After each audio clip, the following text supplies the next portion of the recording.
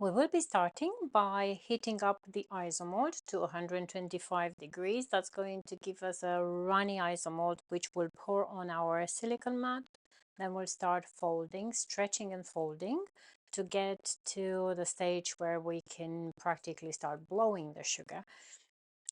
We will put the isomalt in the microwave. At this point, it looks clear.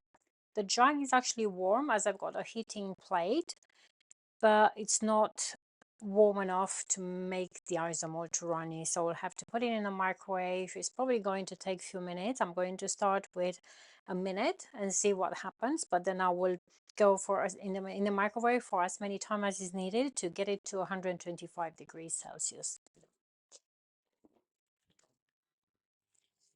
In the meantime, I'm going to set some equipment. So I've got my silicon mats, I've got my blowing pump in here. I also have got a spirit lamp, which I'm going to use later. I've got a little fan, which I intend to use every time when I blow or when it gets too hot. I have a metallic cutter, a round cutter, which I'm going to use to tidy up the end of the bulb, and a plier, because I know that this cutter is going to turn too hot when I will warm it up on the spirit lamp. Got some scissors and a knife and also a thermometer. My thermometer is actually an infrared one, just because it's just for the convenience. I normally intend to suggest using thermometer which can be inserted, so an inserted thermometer. I also have got here an airtight container, which I'm going to use to store the bubbles, which I will create. Now, if you want to make sure that they don't borrow the moisture, you can also set inside a dehumidifier. But we'll talk about this when the time comes. So let's go back to our isomalt and see how it looks like. So still no changes in here. If I take the temperature just for I only have like 45 degrees. I might have more on here. I've got about 60 degrees on the side, which means that the isomalt, it's warm inside there on the top. So I have to put it for, I would say it will need at least 2 minutes. So I'll leave it for 2 minutes and start putting my gloves on. I will start with the cotton gloves first. I'm wearing cotton gloves not to just protect against the heat, but also to prevent the sweat to get uncomfortable, as the hands will obviously start sweating. Now I've got some nitrile gloves, which I intend to prefer rather than using the thick heat-proof gloves. And I'm going to put 2 pairs, one on top of the other, just in case one of the gloves will get deteriorated. It's quite often when it gets pinched by a crystal sugar, I will have the second pair on the top. So just trying to set the equipment. And then also it might protect a little bit against the heat, not very much. I know that the thin gloves are not protecting myself against the heat.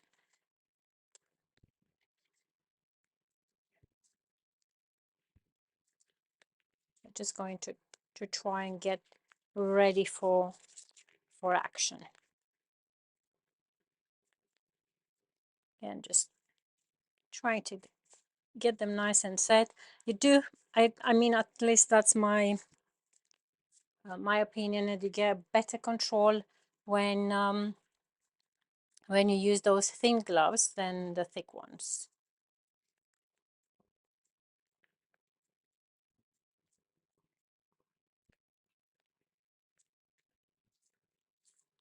Good.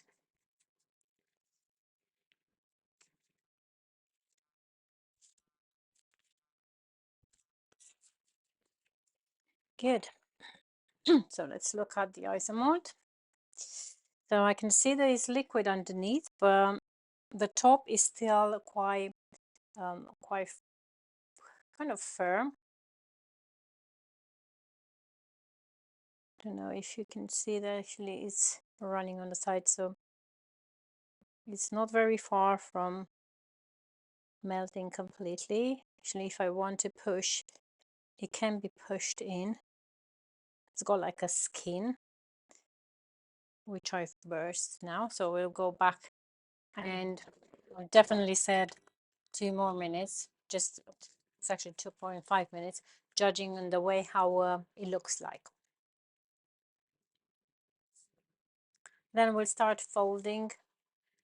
We just want to pour the Isomalt and just grab the edges in to maintain the temperature constant.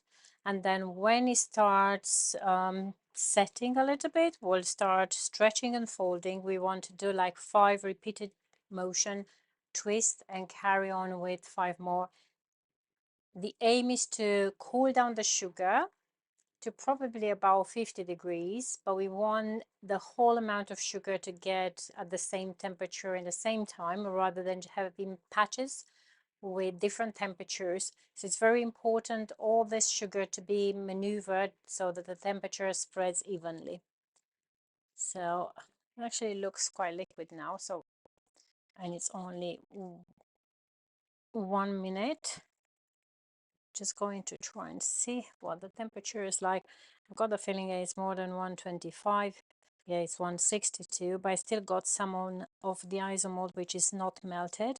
So if I will keep stirring, that's going to melt as well. Hopefully we'll just drop it to the temperature I need. Yeah, I've got 150 now. I said once that cold Isomalt will start melting, it will cool the rest of the quantity. I don't have to fold stretch too much. It can be a bit tiring, can make you quite worn out. I've got 140 now because of the amount of energy you have to spend stretching this sugar. It's not just stretching, it's also stretching a hot sugar.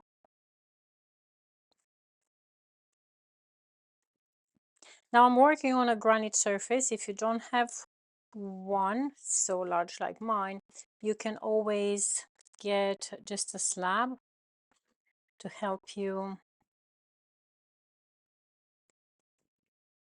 cool the area, or it can be a stainless steel slab. The stainless steel gets warm a bit quicker. But when you've got large granite or marble slab, you can just keep moving your sugar around to cool it into the way you want, a little bit quicker. About 135. So I'm going to start pouring this on the side.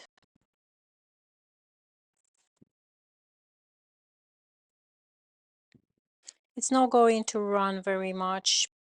First of all, because it's not a large quantity. Secondly, once it gets in contact with the surface, it starts cooling. So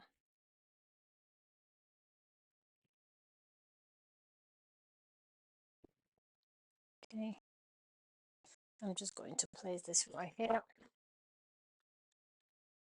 And obviously we'll have to just wait for the sugar to start cooling. You can move it from one side to the other. That speed up the... I don't want to put the fan on, as the fan will cool down in patches. I just want to make sure that, yeah, say like in here, if I get the other mats on the side, just bring this in here. If I start grabbing in the edges, those are the ones which are the first ones to cool.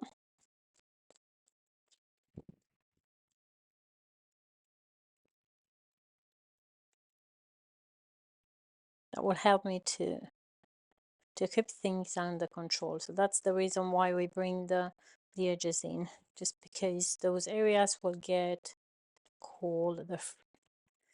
The first area, those will be the first areas to get cold.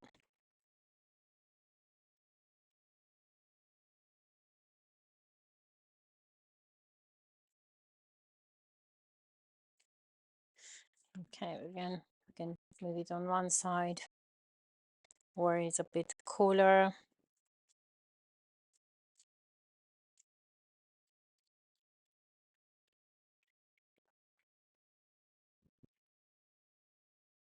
Or really when I when I notice that the silicon, the isomalt comes away from my silicon mat, I can start the process, but at this point it's still attached to my mat. Also, when you want to avoid not keep your hands on contact with your sugar for a very long time, you can use the mat to do the stretching and folding. Try to protect your hands. Okay, so now at this point I can start the process of folding. What I want to do is just to fold once, fold twice, and then do the same thing across. You can see I can just keep pushing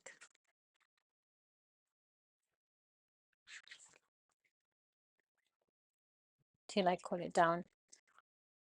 When it starts not running, when I lift it up and it starts behaving, I can start doing it just in my hands. But for now, it's super, super soft, and obviously it's soft because it's hot. So I can carry on cooling it down with my mat. As I'm folding it, I can notice that the air bubbles are starting to change the texture from clear, making it less translucent.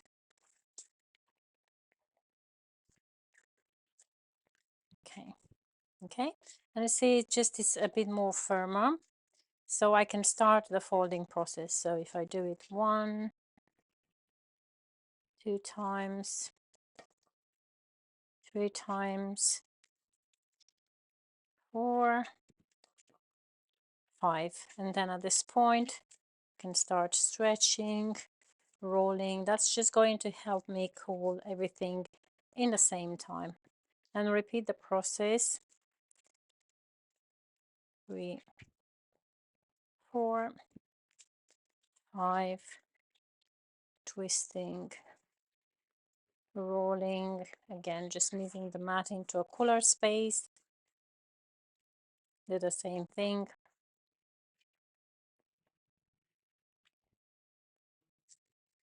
4,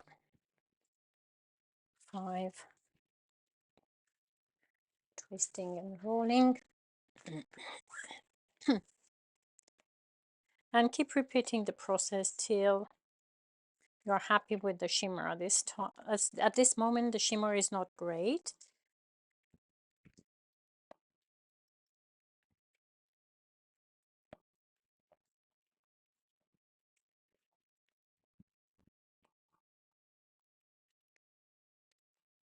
but it's getting better.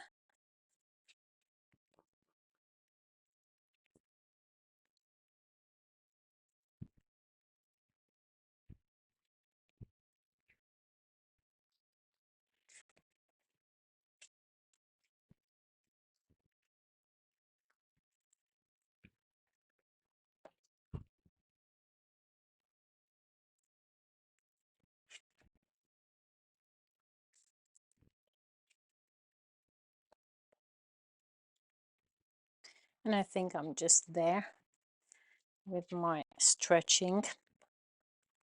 It looks quite good. Okay, so what I want now at this point is to make my bubble of sugar. So I have to get an area where I can pinch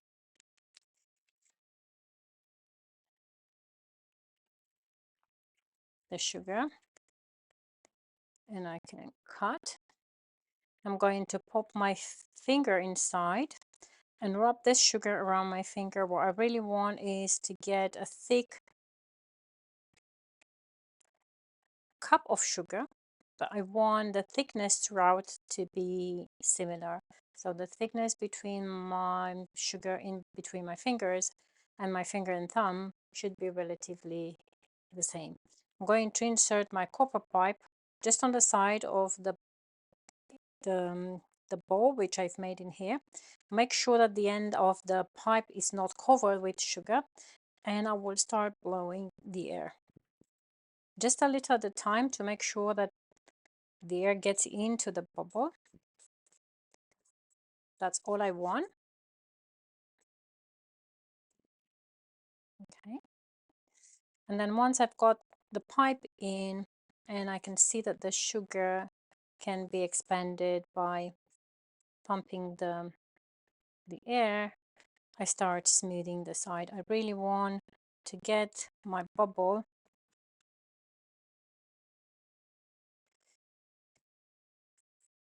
to have the same thickness on the walls.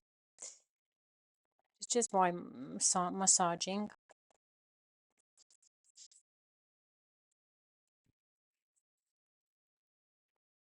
And then just keep moving around to get the round shape. If you need to stretch it a little bit, you can as well.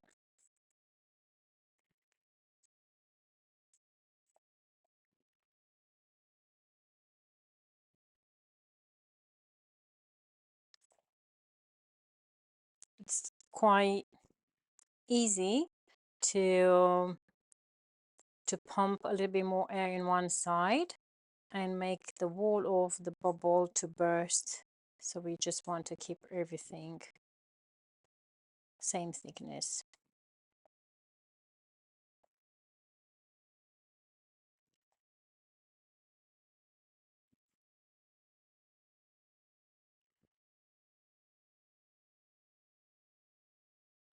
Okay, so that's kind of our little bubble. So I'll put now my fan on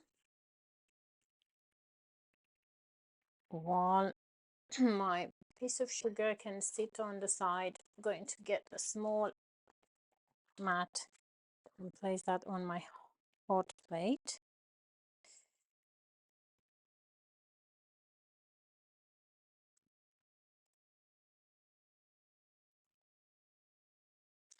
Okay, if I try to take the pipe away, it's quite often when it comes off very easy.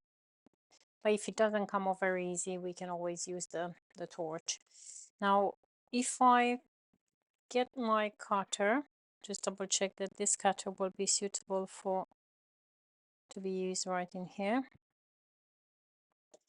This excess piece might be on my way. Oops.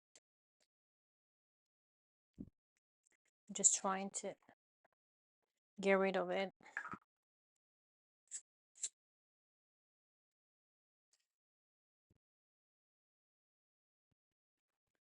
See if I can just get rid of it with the cutter. If it doesn't work with the cutter, we'll have to warm up a knife and then